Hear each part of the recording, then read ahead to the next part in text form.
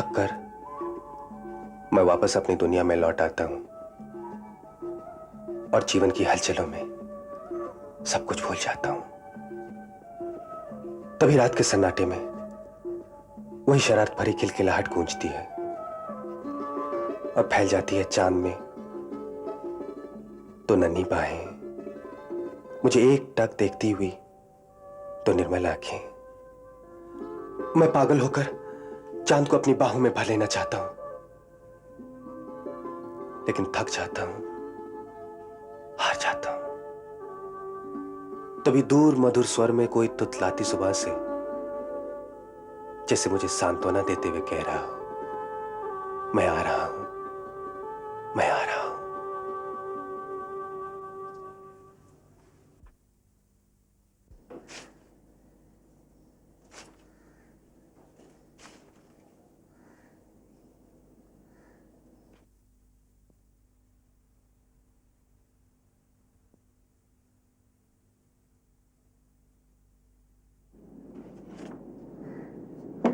तुम अभी तक बैठे हो? हाँ?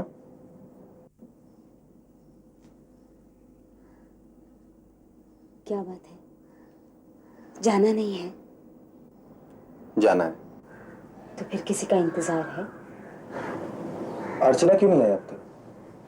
उसने कम्मों से कहलवाया था कि वो दोपहर तक आ जाएगी। तो मैं जाकर भाभी को भेजता हूँ। भाभी घर का काम करके आ जाएंगी, मैं बच्ची थोड़े हूँ। तुम आज काम पर नहीं जाओगे? जाऊंगा, लेकिन कोई आएगा तब। क्या होता जा रहा है तुमको? अपनी जिम्मेदारी का एहसास। देखो, अगर तुम ऐसा करोगे ना तो मैं भाभी से तुम्हारी शिकायत कर दूंगी। धमकी? हैं? मीरा जी, मैं आपकी धमकियों से डरने वाला नहीं हूँ, समझे? वाह वाह वाह रे मेरी मिट्टी की शेप, बीवी के सामने बड़ी बहादुरी जता रहा है। तू बैठ ना। अरे क्या भाभी, आपने तो मेरी इज्जत का भजिया ही निकाल दिया। अरे ये क्या हाथ में? जो भी है वो तेरे लिए नहीं है। हाँ, मेरे लिए तो जिंदगी में सिर्फ गालियों के और कुछ नहीं रखा है। लेकिन फिर भी। अरे बड़े बाबू, आप कैसे आए? अरे बदमाश, देख राजू, पहले पानी दे दे, नहीं तो तू मार खाएगा मेरे हाथ से। शी शी शी शी, तू क्यों अचार खा रहा है? वो क्या है भाभी की? देख, आज सवेरे से मेरा जी बहुत बतला रहा है। अच्छा, मैं तेरा जीवन भाभी देखिए, भाभी ऐसी हालत में किसी को तंग नहीं करते। भाभी मेरा पाँव भारी है। भाभी देखो, भाभी मेरे पाँव भारी है। देखो भाभी, मीरा का पूरा ख्याल रखना, उसको कोई भारी चीज नहीं उठाने देना, उसको बाल्टी मत उठाने देना, और उसको अचार दे देना। देखा कितना शरीर है मेरा बेटा। ले, क्यों रे, तू क्यों चुप हो गई? भाभी, ये लोगों के साथ नाटक करते हैं और अकेले में बिल्कुल गुमसुम बैठे रहते हैं। क्या कह रही तू? हाँ भाभी, मुझे इनकी बहुत चिंता होने लगी है। राजू की चिंता? क्यों? भाभी, मेरा ख्याल रखने के लिए वो अपने बारे में बिल्कुल लापरवाह हो गए हैं। मुझे नहीं लगता कि वो रात भर सोते भी हैं। मैं जरा सी करवट बदलती हूँ, वो चौंक कर उठ जाते हैं। एक एक बात पर उनकी नजर रहती है। अरे पगली, ये तो अच्छा है ना, मैंने ही उसे कहा था तेरा ध्यान रखने के लिए। भाभी, मुझे अब ये डर लगने लगा है कि कहीं उन्हें कुछ ना हो जाए। ऐसा मत बोल मेरा, राजू को कुछ नहीं होगा। मेरा आशीर्वाद है उसके साथ। तुझे भगवान पे विश्वास है ना? है भाभी।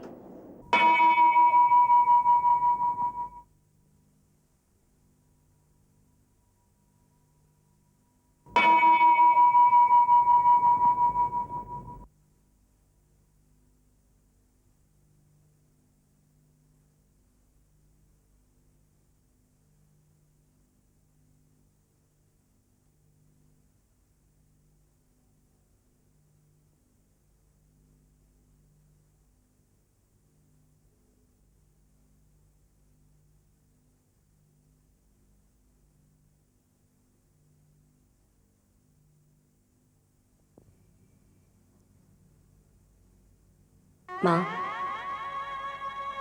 मैं आज तुझसे यही विनती करने आई हूं कि भले ही तू मेरी जान ले लेना, पर राजेश को वो हंसता खेलता खिलौना दे देना जिसका उसने बरसों से इंतजार किया है।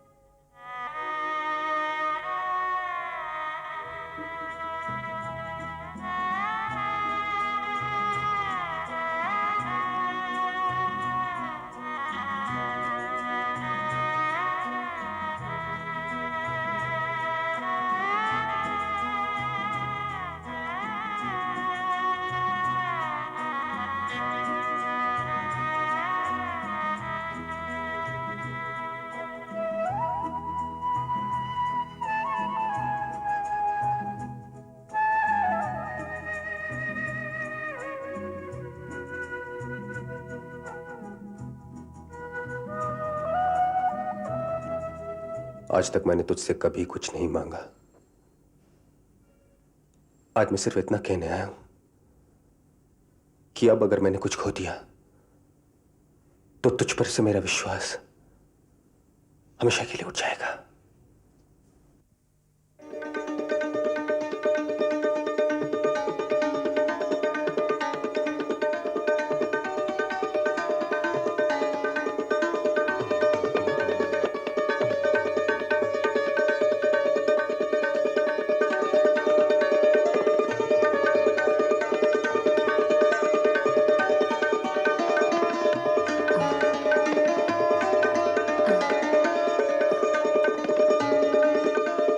राजेश, ये परेशानी किस लिए?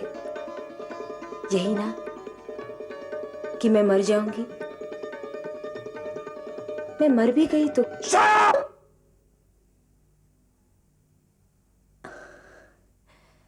कम से कम तुमने ये तो समझा कि मुझ पर हाथ उठाने का अधिकार तुम्हें है।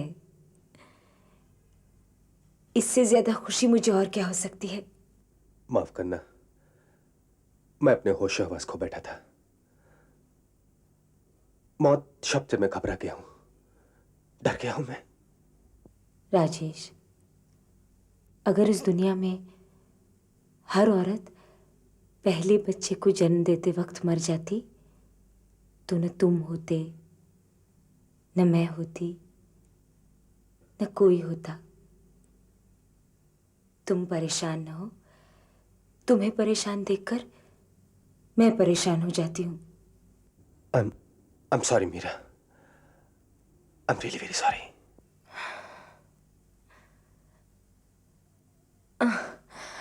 नहीं।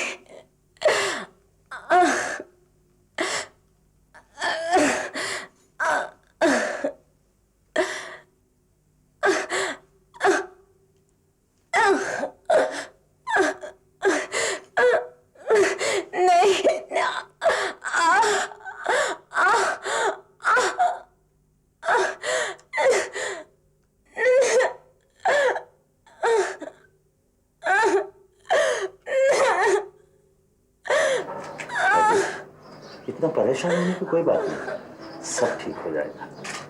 चोरी बाबू, अब इतना परेशान मत हो। हमारे भाई को कुछ नहीं होगा चोरी बाबू। मुझे इसी वक्त ऑपरेशन करना पड़ेगा। तुम एक काम करो,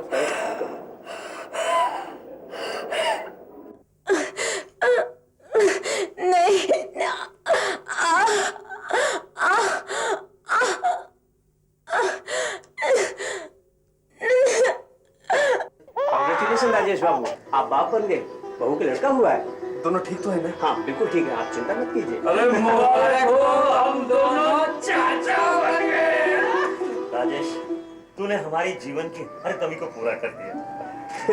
अब आप लोग मिल सकते हैं।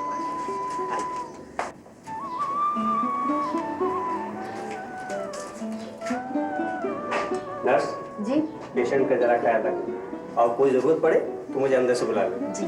अच्छा।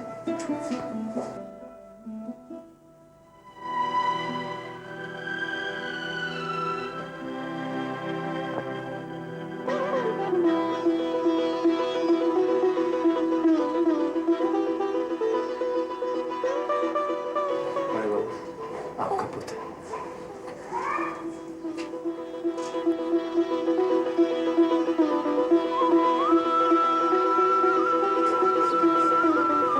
बड़े बाबू, हमारा मुन्ना देखने में बिल्कुल छोटे बाबू के जैसा ना। हाँ।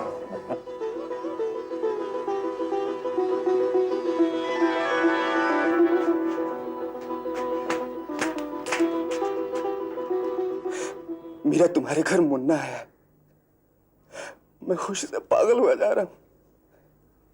मैं जानता हूं तुम भी अपने राजेश की खुशी में खुश हो। तुम मुझे हर तरफ बाहें फैलाए नजर आ रही हो। आओ मीरा, मुझ में आकर समा जाओ। मैं मुन्ने को सीने से लगाकर तुम्हारी सारी ममता उस पर निछावर कर दूंगा। शबनम की ये बूंद मेरे जीवन भर की प्यास बुझा देगी। इस घर के सूनेपन में मुन्ने की खिलकारियां सुनाई देंगी। वो जिधर से गुजरेगा लोग कहेंगे, देखो राजेश का बेटा जा रहा है।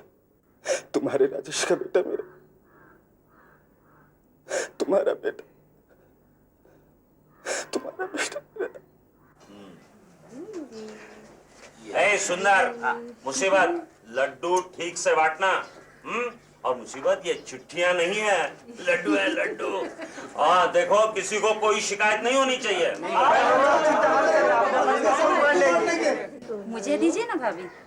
हाँ ले ले, संभाल के। हाँ। मुन्ना तो बिल्कुल छोटे बाबू पे गया है, नहीं बड़ी भाभी? मुझे दे दो ना दीदी। हाँ ले, संभाल के। हाँ कितना प्यारा है राजा बेटा। जरा मुझे दे। हाँ लीजिए ना। मेरे लाल, तेरे माँ बाप ने तो हमेशा भूले भटकों को सही रास्ता दिखाया है। तूने ठीक कहा जगन, मेरे भतीजा लाखों में एक होगा। आपने ठीक कहा बलदेव भैया, हमारा मुन्ना अपने माँ बाप का नाम रोशन जरूर करेगा। बिल्कुल सर।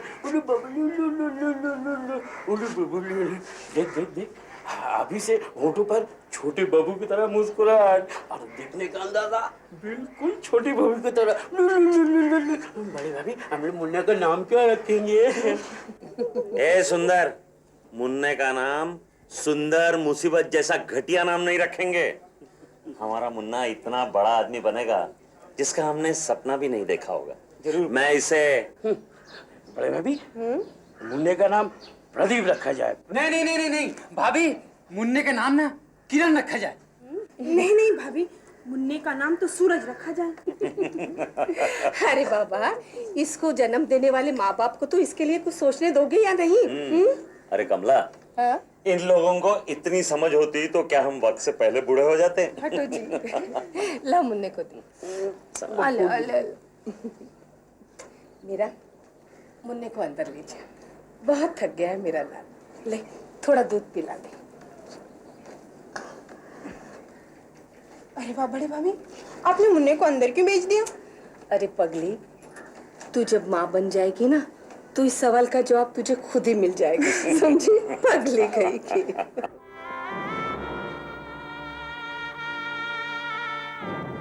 आज मुझे महसूस हुआ कि उस दिन मैं कितना बड़ा पाप करने जा रही थी। मैं तो इसकी मां कहलाने के लायक ही नहीं। ये तो सिर्फ राजेश का बेटा है, सिर्फ राजेश का बेटा। ये तुम क्या कह रही हो मीरा? जो सच है। नहीं, ये हमारा बेटा है, हम दोनों का बेटा। चलो इसे सुला दो।